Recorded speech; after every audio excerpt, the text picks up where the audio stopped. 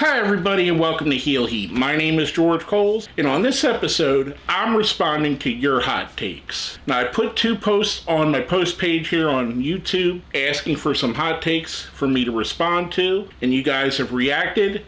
I got enough that I figure I can make a decent video out of it. I do want to make you aware ahead of time. I had a little bit of an issue at the Heel Heat household here where part of my ceiling collapsed. There's a hole in my roof that needs to be fixed. So the room that I record this in is where it happened. I've had to adjust a little bit. So for this video, I am going to be reading the hot takes directly off of my phone. I normally wouldn't want to do that because I don't think you want to look at somebody going like this half of the video. I am sorry for that. Please bear with it for this video. I have a couple other videos and I'm also going to record today that I have on a whiteboard, but it's not my normal whiteboard, so it's smaller. It didn't fit all of them. I digress. That being said, let's jump right in. Our first one is from Jeff Garner 9274, and he has a few of them here. He put, Ric Flair is the greatest wrestler of all time. I don't know that this is a hot take. I think most wrestling fans, especially wrestling fans that have seen Ric Flair wrestle in his prime or close to his prime, would agree that if Ric Flair is not the greatest of all time, he is in the conversation as one of the greatest of all time. And depending on the metric, if you go by draw, maybe not. If you go by in-ring,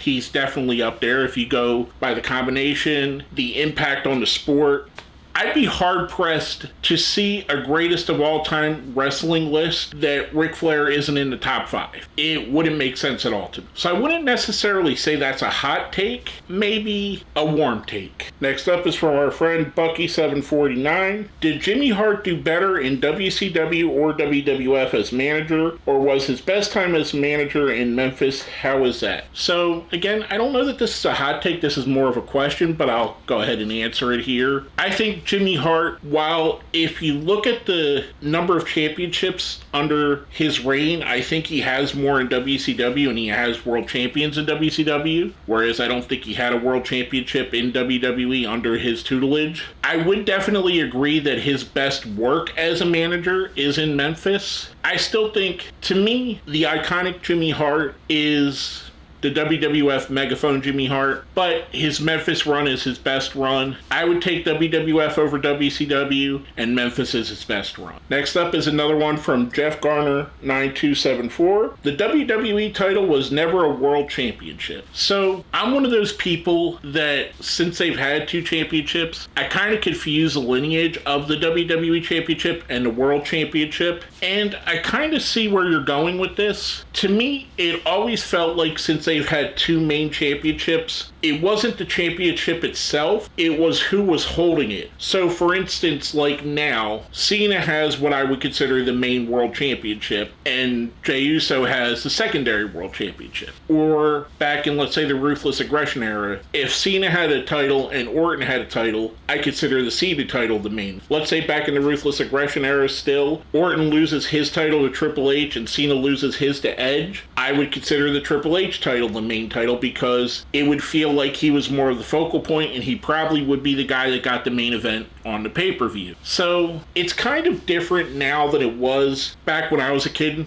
and this will probably be a long-winded answer. When I was a kid and I was reading the PWI magazines, there were criteria for world championships. You had to defend it in different countries, and you had to defend it a certain amount of times. WWE does that with all of their championships. So it fits the criteria, but I get what you're saying, and I feel like you're mostly right that it is a secondary title, so it's not necessarily the world championship. Makes sense to me. Our next one is from David YW2LV. Bob Backlund was a bloody bore. I'm guessing you're British or from England with that, the United Kingdom. Using the word bloody. I would agree on his first run. I do find some of the Mr. Backlund stuff really entertaining and really fun to watch. I like his character work there. But when I go back, and I kind of caught the very tail end in real time of the Backlund run, I started watching wrestling in late of 1983. So I got the very tail end of his run. So most of it I watched after the fact. Now, I don't know if it's a matter of watching something like that after it already aired, that it's not as important. But when I go back and I watch a Harley Race from the 70s, or Dory Funk, or Jack Briscoe, or even Superstar Billy Graham, I'm not as bored with their matches as I am with Backlund. So I do see where you're coming from there, and I tend to agree. I do think Mr. Backlund, when he came back as a heel, was more fun, but I do agree that he was somewhat of a bore. Here's another one from Jeff Gardner 9274. My hot take is Bret Hart didn't deserve one championship he ever won. If Stu and Helen Hart would have begged and begged and begged Vince McMahon for any scraps they could get, Bret Hart never been in that position. If they wouldn't have begged, not would have. So this is an extremely hot take. I don't know what it is, but over the last, let's say, 5 years or so, I've got more of an appreciation for Bret Hart's career than I ever had in real time. I was never really a Bret fan. There were things I liked. I liked the Canadian heel Bret. I even liked some of his WCW run when it was happening real time. But Bret was never one of my guys. If it was Bret versus Shawn, I would want Shawn to win. If it was Bret versus Bulldog, I wanted Bulldog to win. If it was Bret versus Razor, Bret versus Diesel, you get the picture. I don't think that Stu and Martha Hart had that kind of pull that they could get Vince McMahon to do their bidding. And for as many times as he was a champion, I could maybe see one run being promised to him as part of the Stampede buyout. But more than that, more than him just having it that short run, I think a lot of it is he just trusted Bret, and it was during a time where he had the steroid trial, so he needed a guy he knew wasn't going to pop a test at any time, and that was Bret. I could see you making the point of not liking Bret and not thinking he was the best championship of his era, but I couldn't see them having the kind of pull to make that type of change, if that makes sense. But that is an extremely hot take, and that's what I asked for, and you definitely brought the heat with that one. And another thing, while I'm here, because I'm not going to go over the comments for that comment, I'm okay with you guys commenting back and forth and disagreeing with each other on my page, but please keep it civil. I don't want people flaming each other. I don't want people calling each other names. I don't want people being rude to each other. This is all in fun. Pro wrestling should be fun. Let's keep it that way. Our next one is from King Gash 9831. The Miz is the greatest Intercontinental Champion of all time. Wow, this is not as hot as I thought it was. If I really think about this, and I read this earlier, and the first time I read it, I was like, wow, that's insane. But he's in the conversation. He really is. I mean, when you think of Intercontinental Championships and how many times he's had it, it's him, it's Jericho, Ziggler had it a lot. If you take away the lengthy reigns, the Gunther reign, the Honky Tonk Man reign, and you go by just a number, he's got to be in that conversation. What I would say, because I don't think he's the best Intercontinental Champion of all time, I still think it's the Honky Tonk Man, even though Gunther beat his record. Just because of the errors, I think it's a little different. I would say, however, Miz is the best transitional champion of all time. Whether that be US, whether that be Intercontinental, whether it be the world title, whether it be the tag title. If you need to get a belt from John Cena to Randy Orton or Dolph Ziggler to Zack Ryder, Miz is your guy to be that go-between. And he does it well. It doesn't ever hurt his character for him to have these short runs. And it always feels like he does great work when given the opportunity. So I would say he's not the greatest Intercontinental Champion of all time, but for me, he's the greatest transitional champion of all time. I don't know if that's a better thing to be, but to be best at something, I mean, at least you're considered the best. I think people like the Brooklyn Brawler being considered the best jobbers of all time probably consider that a badge of honor. Our next one is from CC Underhill 1007. Crockett never should have bought the UWF. He should have made a partnership with Fritz for World Class. So if I remember timeline wise, I think there was a tenuous partnership between World Class, Crockett, the AWA, and Memphis. And I think everybody tried to backstab each other. That's why it didn't work out, the whole USWA thing. It's so hard to say because Crockett had to keep up with Vince, but he didn't quite have the funding that Vince had. And if he didn't buy the UWF, Vince McMahon would have probably bought it out. UWF, or what used to be Mid-South Wrestling, was probably more akin to what Crockett was doing. And if you think about it, he set himself up by buying that with a couple stars that would be stars of the next generation. Now, most of that would be during WCW when he had gave up the company and sold it to Turner, but he set himself up with Sting and Rick Steiner coming over from there, among others. And if you think about it, can you tell the story of WCW without talking about Sting or the Steiner brothers? I don't know if it was a bad idea so much, maybe because it financially strapped him, but I don't think it's the worst idea ever. But nice take. I do like that. You're pulling one out that I think is awesome. Our next one is from None of Your Business. Nice name. Hulk Hogan is the biggest scam in wrestling history. Now, I'm going to guess there's a missing word or a missing part of a word here.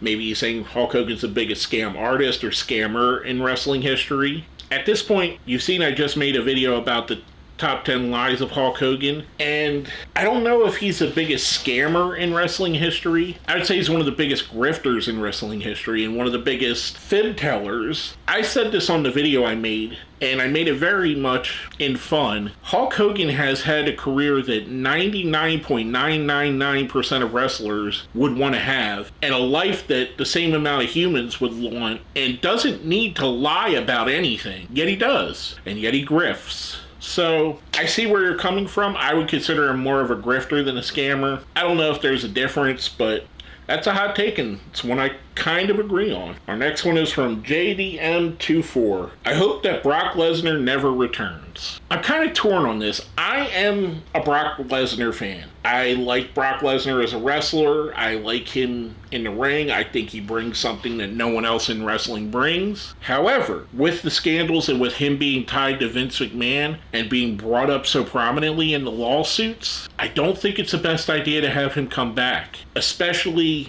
not in any time relatively soon. And I believe Brock Lesnar is either my age or a year or two older than me, and I'm 48 now, so that makes him in his late 40s, maybe early 50s. I don't know that if you wait out for the Vince McMahon trial to be over to bring Brock back, I don't know if I want to see 55-year-old Brock. I don't know if I want to see a smaller, less muscular Brock. So yeah, while I am a Brock Lesnar fan, I kind of agree with this. I don't necessarily need to ever see him again. The next one is from Frank Lloyd Jr. The Dudleys would be nothing without the table spots. Wow. This I think is a very hot take as well. Frank, I don't know if you watch their ECW stuff or if you're strictly talking on their WWF, WWE run or even their TNA run. It's a hard one for me because I consider the Dudley Boys the greatest tag team of all time personally. I will say I don't agree with this take. I did see them in ECW, and while they did do table spots, so did 90% of the ECW roster. To me, their heel work in ECW is what really set them apart from the rest of the crowd, not the table spots. Because everybody, Sabu and Van Dam were doing it, the Eliminators were doing it, the Gangstas were doing it. Every tag team in ECW were doing some version of what the Dudleys did with the tables. Did they overuse it in WWE? Absolute. But I think we got to a point where WWE said, Dudleys, you guys are the table guys, Hardys, you're the ladder guys, Edge and Christian, you're the chair guy. We want you to use this as your part of your gimmick going forward, and that's why they spammed it. Plus, how can you go against it when most of the crowd yells Devon get the tables with him? Very hot take, but I don't necessarily agree with it. Next one's another one from Jeff Gardner 9274. WWE would have failed if ECW never existed. Wow, this is scorching. There is a lot of truth to this. Now, do I think Vince McMahon and WWE would have went out of business without ECW? Probably not. Do I think the trajectory of the WWE and maybe WCW would be a lot different without ECW? Absolutely. If we go back to the Attitude Era and prior to the Attitude Era, we see WWE was very cartoony, very hokey. Up until 96 and even some of 97, they were still trotting out wrestlers like the Sultan, who eventually became Rikishi. You had Rocky Maivia, the ultra white meat babyface, who was supposed to get over as an ultra white meat babyface, but they didn't realize that the fans didn't want that. You had Hunter Hearst Helms, the aristocrat, which I don't know if it would have worked in a different society. I think he had a ceiling with that. Wildman Mark Merrow. You had these somewhat cartoony gimmicks. And without the push of ECW, maybe you don't get that Attitude Era. I do think when you hold a mirror to ECW is a product of its time. It's a product of Dr. Dre and NWA and gangster rap. It's a product of Nirvana and Pearl Jam and grunge. It's a product of Natural Born Killers and Pulp Fiction and the movies. It's a product of The Simpsons and South Park and all of that. And all of that was going on culturally. ECW was just the first wrestling company to incorporate it. I would say WCW to an extent was the second with the NWO and going a little bit more realistic. Do I think Vince and WWE would have eventually got to a version of the Attitude Era? Maybe. However, even if they stayed the hokey, cartoony WWE or WWF at the time, I don't think they ever would have fully went out of business. I don't think Vince McMahon would have let himself lose his company. That's just my opinion on that. But I like the take. I will agree that WWE as it is right now and as it was in the Attitude Era and all of wrestling, period, would not be the same without ECW. Next one's from Ringside Rebels 785. The Money in the Bank gimmick is tired and needs to be shelved. I don't know if this is a hot take because I fully agree with this. I think it's run its course. I think it's kind of got to the point where what are you going to do that's different? And what have they not done yet? And I can't think of what have they not done yet. It's interesting because I still think like the Tiffany Stratton cash-in was good. I liked it. But overall, I think as the years go on, it's getting less and less important. I'd like to see maybe it go away. Maybe make it like the Olympics where it only comes once every 4 years. Something to that maybe. I don't know. I agree with you though. I think it's ran its course. It's time to go. I also kind of think that the Elimination Chamber automatically getting you a world title shot should go away too. But anyway, I digress. But then again, what does that February pay-per-view going to mean if you take that away? I fully agree with that take. And this our last hot take. It's from our good friend Bucky749. Was the missing link not used right in the WWF? And how do you think he could have been used better if he was put with a different manager other than Bobby Heenan, like say for example Slick? Okay. Well, the timeline's off with him being with Slick. Slick came a couple years after his run. I think the missing link was used as good as he was going to be used in the WWE. And the reason I say that is they already had George the Animal Steele, which if you look at George the Animal Steele and the missing link, they're very similar characters, albeit one's a face and one's a heel, or mostly during their time, at least in the 80s. I know Steele was a heel in the 70s, and I know Missing Link's been a face as well. But strictly talking about when they were both there, I don't know that he could have been booked any better. I don't think it was necessarily the right fit for him. I think World Class was a better fit. I think the AWA would have been a better fit. I definitely think Crockett was a better fit. Even Florida would have been a better fit. I think him going and joining Kevin Sullivan's Army of Darkness would have been a very interesting run for the Missing Link. So I don't think it's his fault necessarily. I think it's just not a good fit. With that being said, that is all of your hot takes, or at least the ones that I've seen before I made this video. If you'd like to see this again, let me know in the comments. Maybe I'll do this every month or so or every couple weeks. I had a lot of fun with it. You guys had a lot of interesting takes on wrestling. I appreciate the conversations. I thank you for watching this. And again, my name is George Coles. You've been watching Heel Heat.